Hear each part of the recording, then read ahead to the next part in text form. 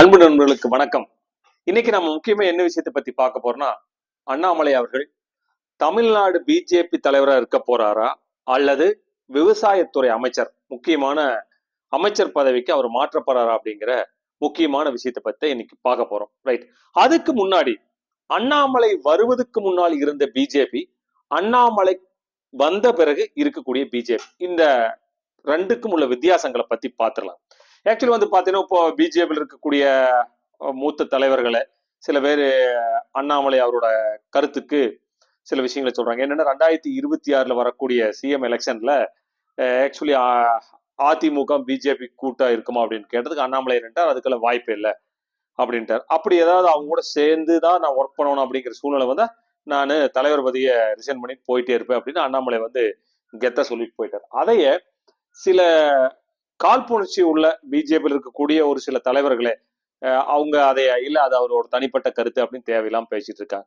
அப்போ ஒரு ஒருத்தரோட பவர் தெரியாம தேவையில்லாம பேசுறது அப்படிங்கிறது இந்த அரசியல் நாகரிகம் இல்லை அப்படிங்கறத நம்ம தெரிஞ்சுக்கலாம். சரி, ஃபர்ஸ்ட் அண்ணாமலை வர்றதுக்கு முன்னாடி பிஜேபியில இருந்த தலைவர்கள் யார் யாரு? ஆக்சுவலி எல் முருகன் இருந்தாங்க, தமிழிசை சவுந்தரராஜன் இருந்தாங்க, ஆக்சுவலி வந்து பாத்தீங்கன்னா ஏகப்பட்ட பேர் இருந்தாங்க. ஆனா அவங்க எல்லாம் இருந்த போது பிஜேபி எங்க இருந்துச்சுங்க?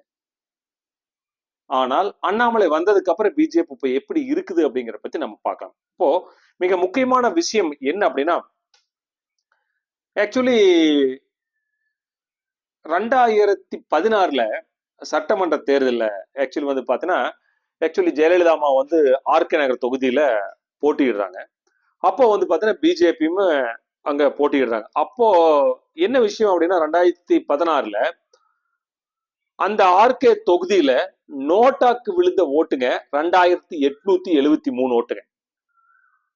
2016 பிஜேபிக்கு விழுந்த ஓட்டு எவ்வளவுன்னா 2920 ஓட்டுங்க. அப்ப நியரபட் பாத்தீங்கன்னா இந்த ரெண்டுக்கும் உள்ள வித்தியாசம் என்னன்னு பாத்தீங்கன்னா ஒரு 40-50 ஓட்டு வித்தியாசங்கள்ல தான் பிஜேபிக்கும் நோட்டாக்கும் இருந்த விஷயம். இதுதான் உண்மை. சரி, ரைட். அதுல இருந்து அப்புறம் அடுத்து கொஞ்சம் வருவோம்ங்க. ஆக்சுவலி வந்து பாத்தீங்கன்னா இது 2016 2017 பை எலெக்ஷன் இடைத்தேர்தல் வந்துச்சு. அப்ப யாருன்னு டிடிவி தினகரன் அவங்க ஜெயிச்சாங்க. அப்போ ஆக்சுவலி பிஜேபி வாங்கின ஓட்டு எவ்வளவு அப்படின்னா 1417ங்க. நோட்டா வாங்கின ஓட்டு எவ்வளவு இல்ல 2373 ஓட்டு. நியரபட் பாத்தீங்கன்னா 900 ஓட்டு பிஜேபி விட நோட்டா வாங்கின ஓட்டு அதிகம். அப்ப அதனாலதான் சொன்னாங்க நோட்டாவுக்கு கூட போட்டி போடக்கூடிய பிஜேபி அப்படின்னு தான் ஃபர்ஸ்ட் அண்ணாமலை வருவதற்கு முன்னாடி சொல்லிட்டு இருந்தாங்க. இதுதான் உண்மை. அதுக்கப்புறம் பாருங்க, நியரபட் பாத்தீங்கன்னா 2014 பிஜேபி எவ்வளவு ஆக்சுவலி எவ்வளவு தொகுதிகள் வென்றாங்க அப்படின்னா 282 தொகுதிகள் பிஜேபி வென்றாங்க. இது 2019 303 தொகுதிகள் ஜெயிச்சாங்க. அப்போ வந்து பாத்தீங்கன்னா நரேந்திர மோடி அப்படிங்கிற ஒரு மிகப்பெரிய ஒரு அலை ஆல் ஓவர் இந்தியா ஃபுல்லா மிகப்பெரிய புயலா இருந்தது. ஆனா தமிழ்நாட்டுல அந்த பப்பு வேகவே இல்லைங்க. அப்போ தமிழ்நாட்டுல அவங்க வாங்கின ஓட்டு சதவீதம் எவ்வளவு தெரியுங்களா? 3.62%. வெறும் 3.62% தான் வாங்கினாங்க. அதே நியரபட் பாத்தீங்கன்னா 2021 அதிமுக கூட கூட்டணி இருந்துச்சு. அப்போ அதிமுக பாட்டாளி மக்கள் கட்சிக்கு ஒதுக்கின சீட்டு அதிகம்ங்க, பிஜேபிக்கு ஒதுக்கின சீட்டு கம்மி. அப்போ அவங்க வாங்கினது வந்து பாத்தீங்கன்னா 2.62 ஓட்டு தான் வாங்கினாங்க. அப்போ பிஜேபிங்கிறது ஏதோ ஒரு திராவிட கட்சி சார்ந்துதான் இருக்கணும். அதுக்கு முன்னாடி ஆக்சுவலி வந்து பாத்தீங்கன்னா விஜயகாந்த் கூட ஒருத்தர் பண்ணாங்க. அப்போ அப்படிதான் இருந்துக்கணும் இல்லையா? பிஜேபிக்குன்னு தனியான ஒரு பங்களிப்பே கிடையாது, அதுக்குன்னு ஒரு ஃபைண்ட் அவுட் கிடையாது, அதுக்குன்னு ஒரு முக்கியத்துவமே கிடையாது பிஜேபி. ஆனால் அண்ணாமலை வந்ததுக்கு அப்புறம் என்ன நடந்துக்குது அப்படிங்கறத நம்ம முக்கியமா பார்க்கணும். இரவு பாத்தீங்கன்னா அவர் வந்ததுக்கு அப்புறம் தான் என் மண் என் மக்கள் அப்படிங்கிற ஒரு பெரிய ஒரு ரெவல்யூஷன் ஏற்படுத்துச்சு பிஜேபியில. ஏன் அண்ணாமலையோட லைஃப்லயும் மிகப்பெரிய ரெவல்யூஷன் உருவாக்குனது என் மண் என் மக்கள் தான். அதுக்கப்புறம் மோடியோட பார்வை வந்து அண்ணாமலை அவர்கள் பக்கம் திரும்ப ஆரம்பிச்சு. நியரபட் பாத்தீங்கன்னா மோடி நியரபட் பாத்தீங்கன்னா 5-6 ட்ரிப் இந்த இதுக்கு எலெக்ஷனுக்குள்ளேயே வந்துட்டு போனாரு. எது யாருக்காக அப்படின்னா பிஜேபியில ஒரு நல்ல தலைவர் வந்திருக்கா அப்படிங்கறதுக்காகத்தான் வந்தாங்களே தவிர மோடி இந்த 20-30 வருஷம் இந்த அளவுக்கு வரல. உண்மையா இல்லைங்களா? அதுதான் நடந்தது. ஆனால் அண்ணாமலை வந்ததுக்கு அப்புறம் பிஜேபி வந்து அஸ்பருவ வளர்ச்சி, ஒரு மிகப்பெரிய ஒரு பேய் வளர்ச்சி, ஒரு புலிதான். அண்ணாமலை வந்து 24x7 வந்து மிகப்பெரிய லெவல்ல வேலை செய்ய ஆரம்பிச்சார். பட்டி தொட்டிகளுக்கெல்லாம் கொண்டு போனாரு.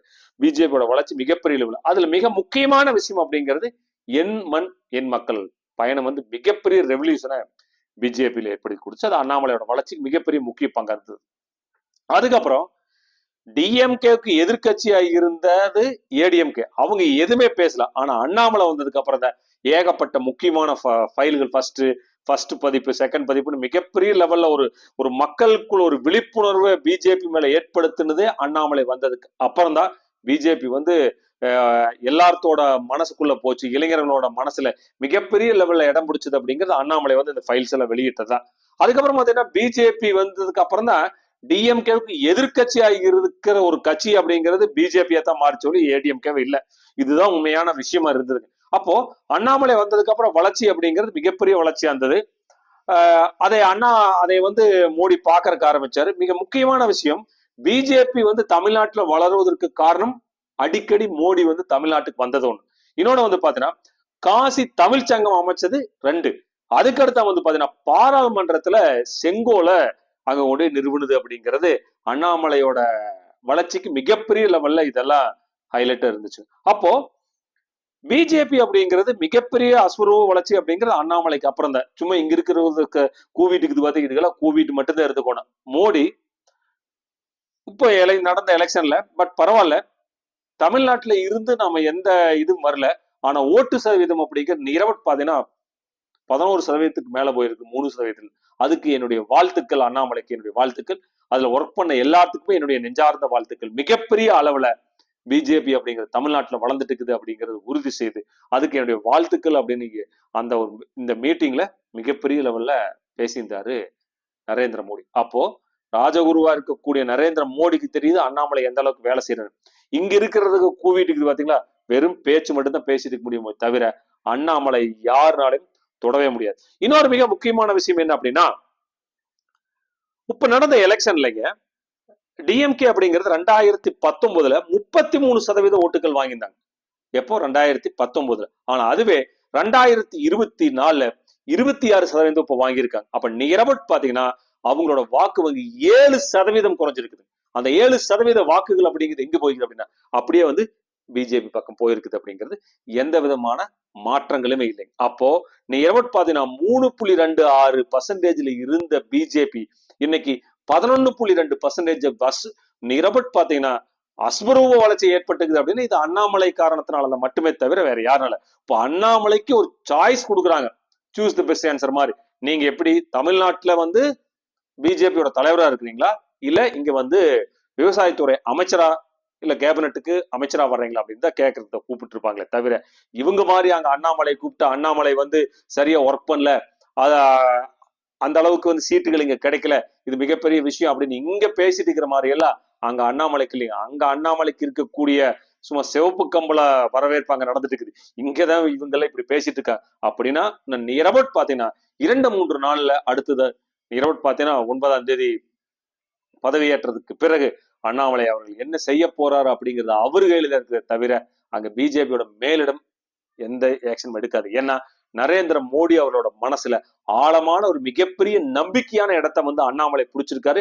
ஏன்னா அதை செஞ்சு காட்டியிருக்காரு அப்படிங்கிறது. ஏன்னா எதிர்கட்சியா 30-40 வருஷம் எதிர்கட்சியா இருந்த ஏடிஎம்கே 7 இடத்துல டெபாசிட் எல்லாம் பண்ணிக்கிறாரு அப்படின்னா அதுக்கு மிக மிக முக்கியமான காரணம் அப்படிங்கிறது அண்ணாமலை.